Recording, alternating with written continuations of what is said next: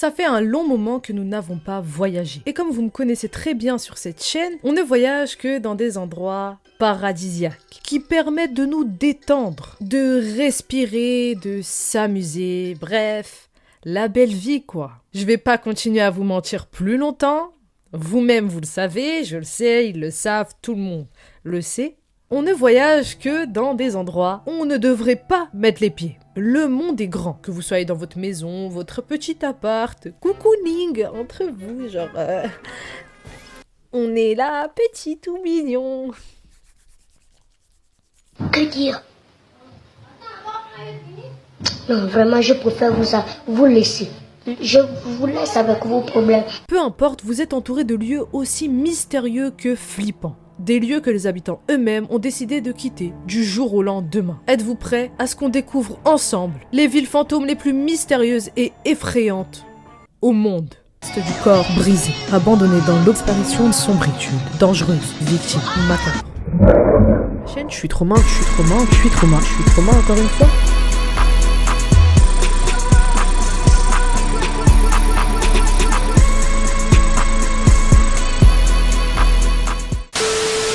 Alors, vous prenez des fantômes, une île, ça vous donne quoi?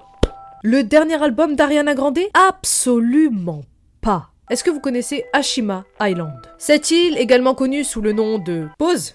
Faites pause à la vidéo, allez faire vos choses là, faites vos affaires, faites votre vie, puis vous revenez juste après, d'accord? Vous revenez juste après. Gunkanjima,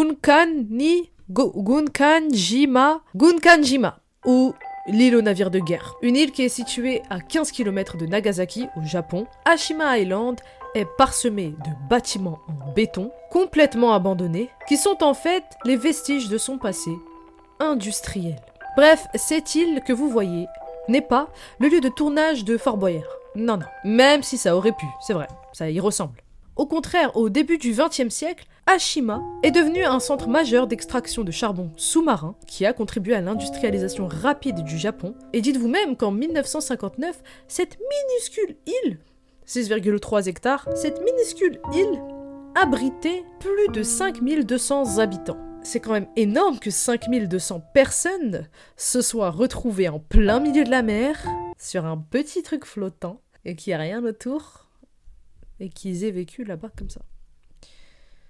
Et ce nombre d'habitants faisait d'elle l'un des lieux les plus densément peuplés au monde. Mais vous l'avez compris, avec l'évolution de la société, on n'avait plus besoin de ce charbon sous-marin. Il y avait des innovations, des nouvelles choses, des bateaux, l'électricité, blablabli, blablablou, tout ça, tutti quanti.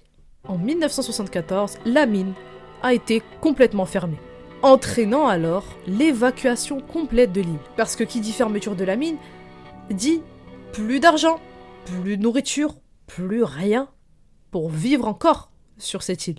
Et c'est donc là que Ashima Island devient une île fantôme. Un lieu totalement sans vie. Et quand je vous parle d'île fantôme, c'est parce que évidemment il n'y a plus personne, mais d'après les théories, c'est même une île fantôme dans le sens où c'est un lieu hanté. Et d'ailleurs, c'est peut-être son paysage post-apocalyptique qui alimente toutes les légendes urbaines entourant ce lieu.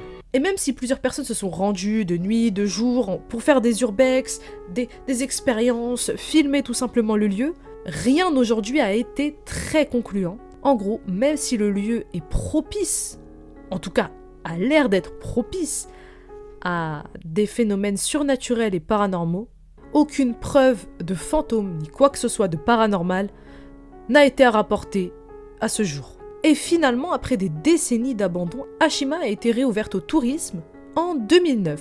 Et en 2015, elle a été même inscrite au patrimoine mondial de l'UNESCO, en tant que partie des sites de la révolution industrielle Meiji du Japon. Mais même si nous voudrions y aller, même si vous voulez y aller, dites-vous que le lieu, à cause de la détérioration des structures, a un accès limité pour des raisons de sécurité. Mais bon, c'est bien beau le Japon, Ashima Island, on en parle, on sait que c'est loin, que c'est pas vraiment proche de nous, à part si vous venez du Japon, dédicace à vous. Va te faire foutre!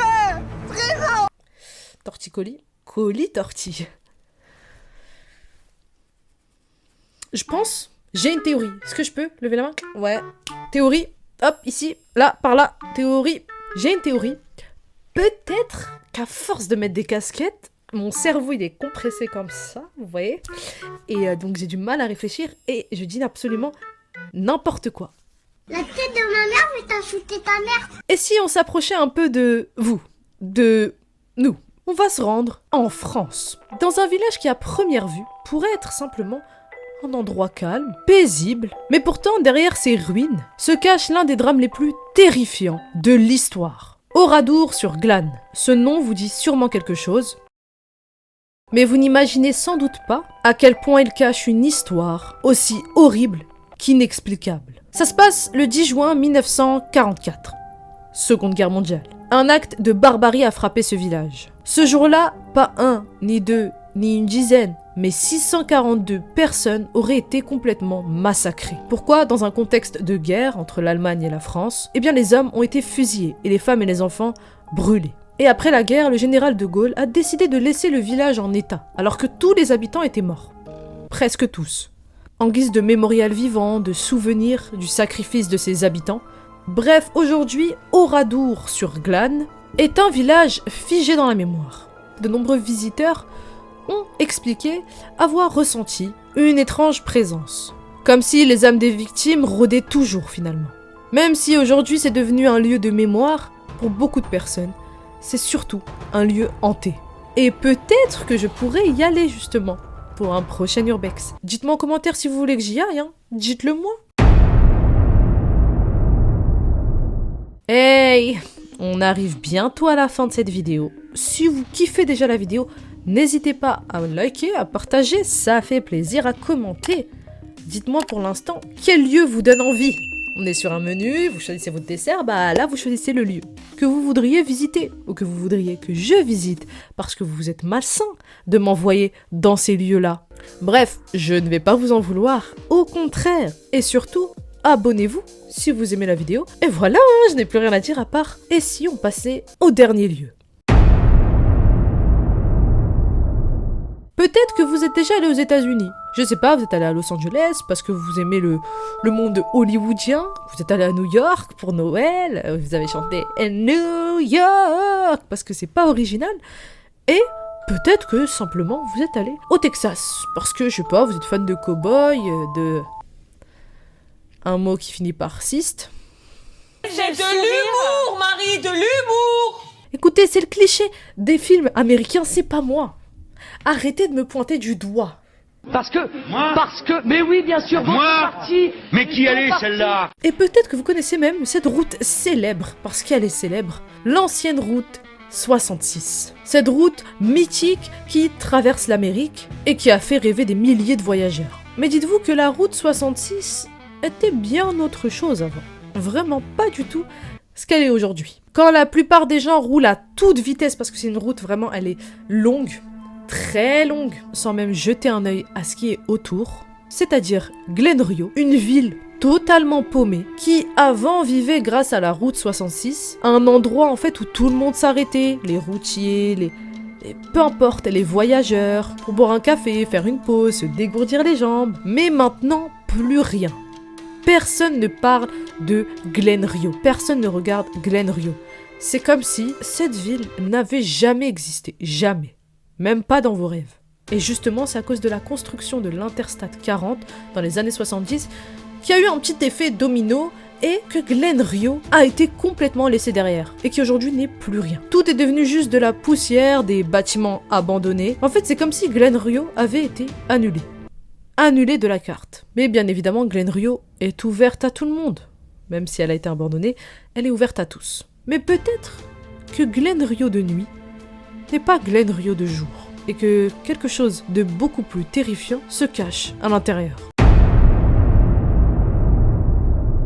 Bref la team, j'espère que vous avez kiffé cette vidéo. Si c'est le cas, vous savez ce que vous devez faire, likez, partagez, et surtout dites-moi ce que vous en avez pensé. Kiss kiss love, ça c'est gênant, et un cœur c'est pas comme ça. Bref, en attendant, moi je vous dis, restez traumatisés mais pas trop longtemps parce que vous risquez de très mal dormir. C'est aussi basique que la base elle-même. Cette phrase, elle est bateau, et j'ai envie de dire même qu'elle est titanique. Tu es cringe. La caméra s'est coupée. J'ai pas eu le temps. Il y a plus de batterie. Ah ah ah. En attendant, moi je vous dis à plus, NL Boost. Bye. Seul dans le brouillard, il laisse à se décanter. Seul tout sur la barque, et le gosse a te chanté. On attendait nos parts, on est prêt à se venger. Je suis dans la mare, culotté je te chantais.